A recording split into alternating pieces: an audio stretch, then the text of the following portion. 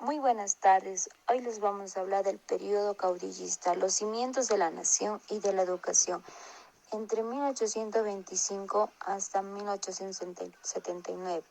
Los integrantes somos Jacques Esteves Jocelyn, Menchaca Beltrán Eleuteria, Maldonado Contreras Mayerlin Nicole.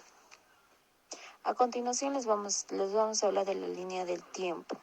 Línea del tiempo, los cimientos de la nación y de la educación en 1825 a 1871. En 1825, en lo político, proclamación de la independencia de Bolivia el 6 de agosto, este evento marcó el fin del dominio español y el inicio de un proceso de construcción estatal con tensiones políticas y sociales. En lo educativo, fundación de las primeras escuelas primarias en las principales ciudades. En 1826, político, Simón Bolívar intenta establecer un gobierno central fuerte y su mandato es breve debido a la resistencia local. En lo educativo, creación de la Universidad San Francisco Javier, que se convirtió en un pilar de la educación superior y formación a muchos líderes del país. En lo económico, inicio de la explotación de recursos naturales, especialmente oro y plata, que sentó las bases para la economía boliviana. En 1830, en lo político, inestabilidad política, aparición de los caudillos locales que desafían el gobierno central. En lo educativo, primera ley de educación promulgada, aunque su implementación fue limitada y se centró principalmente en las áreas urbanas. En lo social, crece la polarización entre la élite criolla y las clases populares. En 1839, en lo político, Manuel Isidoro Belzu asume la presidencia, promulga una nueva constitución que buscaba estabilizar el país. En lo educativo, fundación del Colegio Nacional Militar orientado a formar líderes militares y políticos. En lo cultural, fomentando de las artes y literatura con énfasis a la identidad nacional. En 1848, en lo político, golpe de Estado de José María Chá. El país enfrenta inestabilidad y luchas internas que afectan su desarrollo. En lo educativo, aumento de escuelas privadas reflejando la desigualdad en el acceso de la educación popular. En 1855, María Melgarejo se convierte en un presidente instaurando un gobierno autoritario que buscaba controlar a los caudillos. En lo educativo, reformas educativas de Melgarejo que buscaban mejorar la educación pública, aunque enfrentaron resistencia tanto en la élite como en los sectores populares. En lo económico, aumento de la producción agrícola y la minería, aunque sin el desarrollo de la infraestructura adecuada.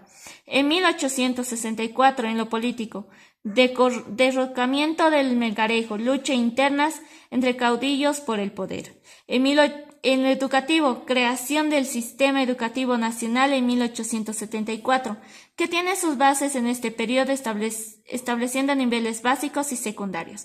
En lo social, comienzos de movimientos indígenas que exigen derechos y conocimientos reflejando una conciencia social y política entre las comunidades indígenas. En 1871, en lo político, continúa la inestabilidad con varios caudillos en el poder y conflictos internos. En lo cultural, debate sobre la identidad nacional, se empieza a valorar la cultura indígena. En 1879, en lo político, inicia de la Guerra del Pacífico contra Chile. La inestabilidad política se intensifica. Este conflicto tuvo un gran impacto en la estructura del país y en su desarrollo futuro. Educativo, la guerra interrumpe el desarrollo educativo afectando la infraestructura y muchas escuelas se cerraron o fueron destruidas. En lo económico, la guerra afecta gravemente la economía, especialmente en el sector minero.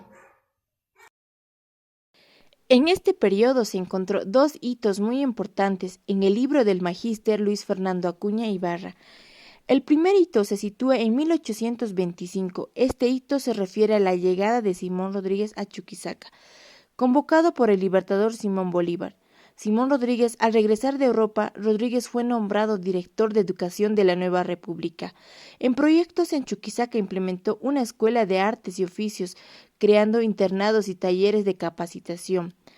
En la filosofía educativa tenía principios. Rodríguez sostenía que se debía educar a todos sin distinción de razas ni colores. Creía firmemente que sin una educación popular no podría haber una verdadera sociedad. La educación versus instrucción. Destacaba que instruir no es lo mismo que educar. La educación debía incluir habilidades prácticas. Rodríguez mezclaba a niños de distintas clases sociales, promoviendo una educación en la que el trabajo manual. En su escuela no había catecismo ni gramática rígida, se enseñaba a través del fuego y la práctica. En la educación técnica también fue pionero en la educación en oficios, fundamental para la educación de adultos. El segundo hito en la educación en Bolivia se sitúa durante el gobierno de Manuel Isidoro Belzu, que tuvo lugar entre 1848 y 1855. Con la creación de escuelas, durante su mandato Belzu implementó la creación de escuelas de artes y oficios en cada una de las capitales del departamento. Su enfoque se centró en la educación práctica y productiva.